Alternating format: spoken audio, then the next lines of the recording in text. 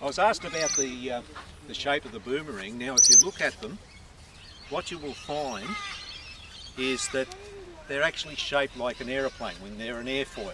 They've got a rounded side and a flat side. They've got a rounded, and so they actually fly just like an aeroplane wing, which means that when you throw them, they have to be travelling fast enough through the air for it to actually fly, like an aeroplane wing. If you don't throw it hard enough, it will stall and it'll drop. So we do have to throw them reasonably hard, but not that hard that you have to throw them out of the park. A good firm throw usually does it. Now, these boomerangs, the Aborigines used all sorts of boomerangs. Some were only used for ceremonial purposes. Some were used for Hunting. Just for hunting. You know, like they would have some, you'll see some that are about that high and quite heavy, and they would bring down a kangaroo. They'd aim it at their legs and it'd knock them down and they could spear it. But something this size would be used for hunting birds, mainly ducks, and I'll show you how they did that in a second.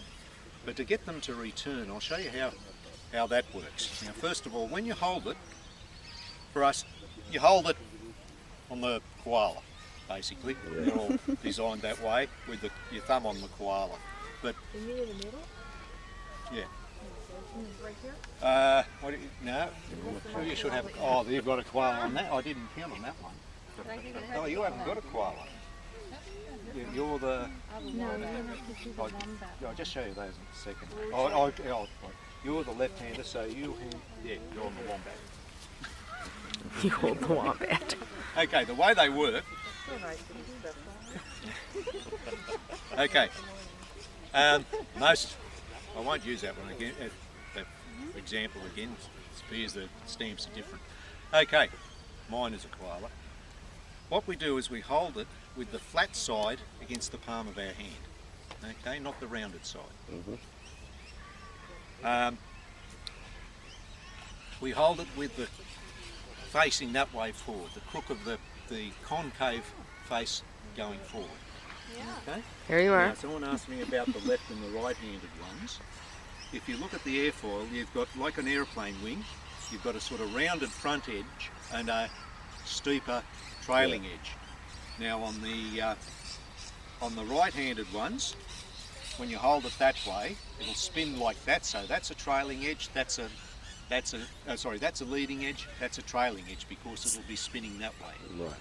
The left-handers, you will find that it's the opposite way. That's a trailing edge and that's a leading edge. Of course, they're throwing the reverse. So that's how you tell. Basically, the trailing edge, I look and I see a trailing edge on the right side. That's a right-handed one. The other ones are reverse. Now, to throw them, we hold them that way, and to get them to return, imagine a clock face. That's 12 o'clock. 1, 2, 3, 4, 5, 6. For a right-hander, when we throw it, we want it up here at about 1 to 2 o'clock. Now, depending on the particular conditions on the day, you might have to vary that a bit. You have to sort of, the things that might vary it is how hard you throw it, how fast it's spinning, how high you throw it, or the angle. I think for today, probably more like 1 o'clock might be where we want it. So we want it pretty high up here. The action is a bit like serving in tennis, just a nice easy throw. Or throwing a spear or a dart. You've got to bend your elbow, bend your wrist so that it spins as it comes out of your hand. I know some ladies often want to do it like that. That's not how you throw it. When do you let it go? Well, just imagine you've got a tennis ball and you're just throwing it like that. It's just like that. It's a nice easy action. When it works really well, it just seems so easy. It's a nice easy throw. So, now, up until now I've sounded like the expert. When I throw it, you might find out the truth, and we'll give it a go. Oh, wow! Whoa! Wow! Yay! Okay. When you're supposed to jump and catch that when you come back. Yeah, well, I missed that one.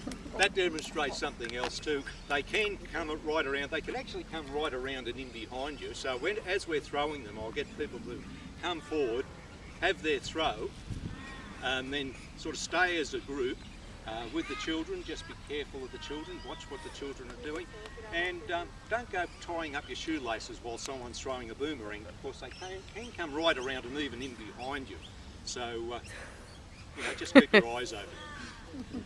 Okay, so that's how you get them to return. Now, and you could see that wasn't a real big throw. It was just a nice, easy action. Yep.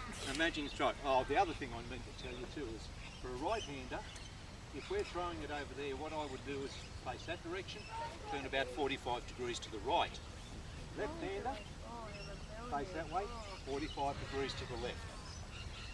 Okay, now that's the way you get them to return. The way the Aborigines would use them for hunting ducks is slightly different.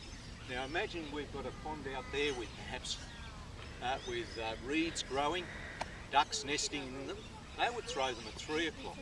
Watch what happens when I throw it at this.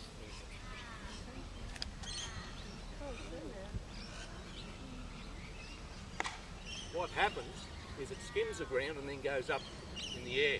So if you imagine you might have 6 or 10 young fellas throwing their boomerangs. The ducks take off, these boomerangs fly through them.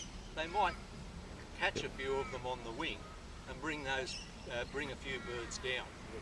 So that's how they would use them in hunting. Now, if your boomerang goes up in the air, it means you've got it too flat like that.